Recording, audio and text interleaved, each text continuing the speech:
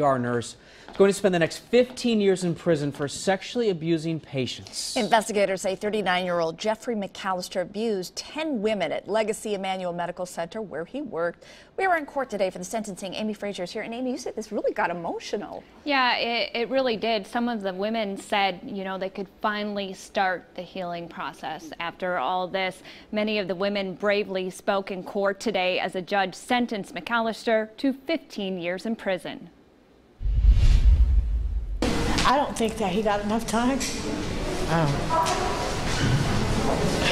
But I need to tell him that he can no longer hurt anybody else. Kamai Armstrong is one of Jeffrey McAllister's former patients, a nurse she trusted when she went to the Legacy Emmanuel ER on Valentine's Day in 2013. I was in the hospital because I thought I was suffering a miscarriage, but I was just cramping. And I got sexually abused by Jeffrey McAllister there. Investigators say McAllister abused 9 patients and 1 hospital employee before being fired in April of 2013. Prosecutors say the former police officer, who then became a nurse, pretended to do medical tasks and then abused the women.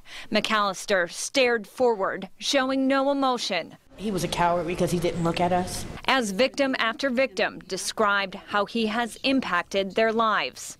My daughter was hopefully your last and final victim.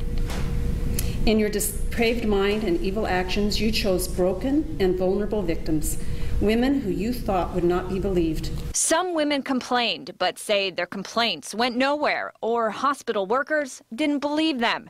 There are now civil suits against Legacy Emmanuel Medical Center.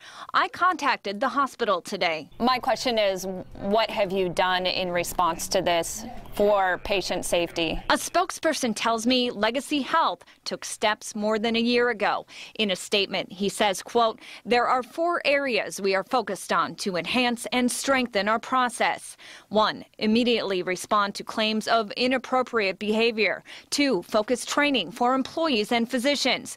3, information sharing and centralized record keeping. 4, better coordination and team continuity in the investigatory process." McAllister will spend the next 15 years in prison. He'll also have to register as a sex offender.